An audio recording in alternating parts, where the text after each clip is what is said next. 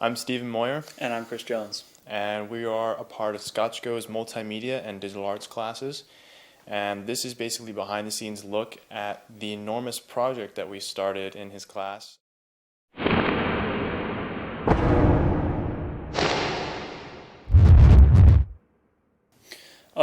Steve emailed me a couple months ago and said, I've got this idea for a really cool project to do in ScotchGo's because we've got all this stuff. Let's put it together. And so I said, let's go. Let's do it. And we got together, we met, and we pretty much planned out how we wanted to go about doing this since there was no precedent for it. Nobody had tried it, so we had to do this all on our own. Hi, my name's Adam Lee, and I'm a part of the Solitude project. Maybe last month, Chris and Steve came up to me with this idea for a movie, I guess. They had in mind to promote a film using all of ScotchGo's equipment, all of his applications, all of his resources to create a film that didn't exist in all essence. They wanted to create a trailer, a website, posters, promotion materials. They wanted to go all out. And the main thing they stressed to me was give it a lot of production value, make it look as legitimate as possible. And the way we were going to go about doing this was by sort of recruiting ScotchGo's best students from across all of his periods, and we were going to schedule everything out and have everything planned for them. My name is Tiara Polstra, and I'm part of the Solitude project. I am in one of ScotchGo's classes. Stephen came up to me asking if I wanted to help. And then they were trying to find actors, and I said, only if you really need another female actress, that I would help. My name's Jamie Inman, and I'm a part of the Solitude project. I actually wasn't initially involved in the project because I'm not in ScotchGo's class, but I came in as kind of like an extra for helping with equipment like the boom pole, and somewhere along the line, as actors were dropping out and stuff, I kind of just got promoted to playing different roles. So I actually got into the movie and did a lot of work with lights and different equipment. Where I wanted to make this trailer, as Steve and Chris told me, they wanted to make it look as legitimate as possible and create kind of the impression that this film was a real film and was going to come out as if this could play on a real movie theater, and people wouldn't be able to know the difference except for the actors inside.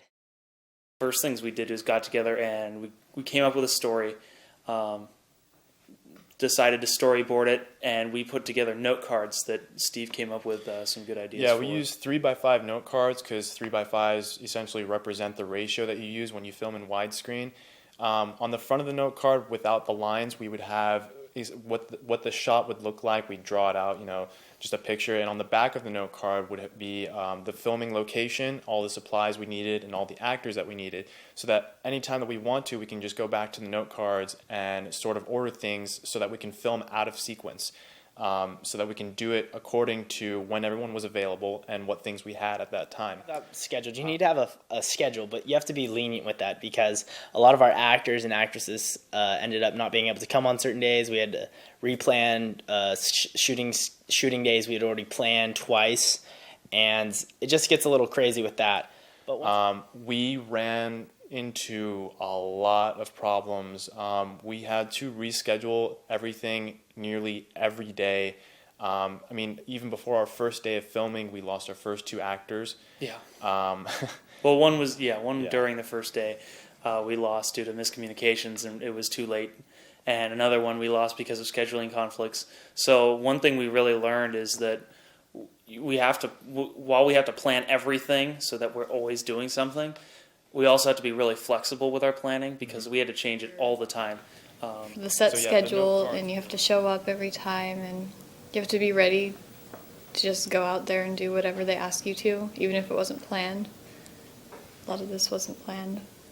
We had an original plan, but, things didn't work out. Basically, just filming like a particular scene can take a really long time.